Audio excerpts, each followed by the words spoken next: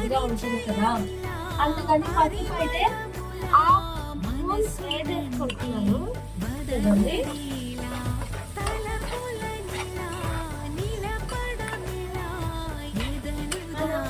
సగం పూలు వేసుకున్నా ఎంత ఇదిగా వస్తుందో కలరు. తొందరగా వాటికి 11 కల్లా నేను 11:30 కల్లా అయిపోవాలి నా ఫుడ్.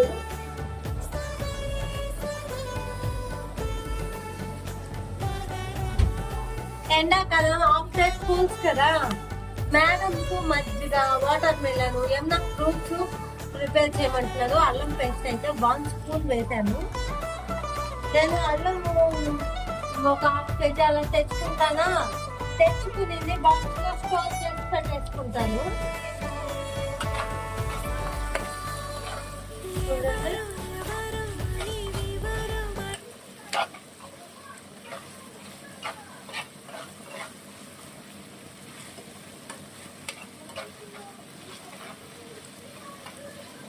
చూడండి, ఎంత ఎమ్మీగా ఉంటుందంటే అల్లం పేస్ట్ పచ్చి వాసన పోయేదాకా మనం మూత పెట్టేసుకున్నామండి.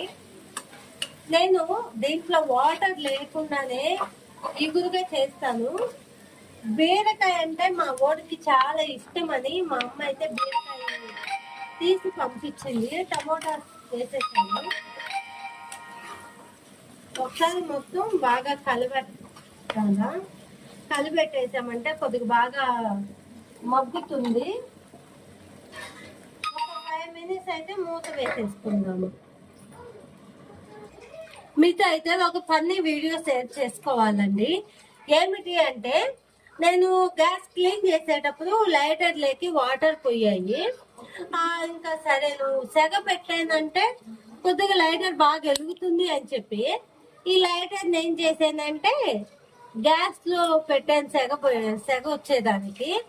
బట్ అది ఏమైందంటే లోపల ప్లాస్టిక్ ఉంది కదా, అది నేనైతే చూసుకోలేదు. అది మొత్తం కరిగిపోయి లైటర్ అయితే పోయింది. ఇంకా వెంటనే మా హస్బెండ్ కి చెప్తే, నువ్వు ఇలాంటివన్నీ తిక్క పనులు చేస్తావని చెప్పి ఈ కొత్త రకం లైటర్ అయితే తెచ్చాడు. ఇది కొద్దిగా నాకు పాతది అలవాటు అయిపోయేసరికి ఇది అలవాటు కావడం లేదు, ఇబ్బంది అయిపోతుంది. ఎంతసేపు పాత దాని మీదకి పోతుంది. మీ ఇంట్లో మీరు ఇలాగే చిన్న చిలిపి పనులు చేసే ఉంటారా? చేసి ఉంటారు కాబట్టి ఈ వీడియోని చూసారు కదండి. బీరకాయ తీయంగా కర్రీ అయితే నేను రెడీ చేసేసాను. ఈ వీడియో నచ్చితే లైక్, షేర్, సబ్స్క్రైబ్.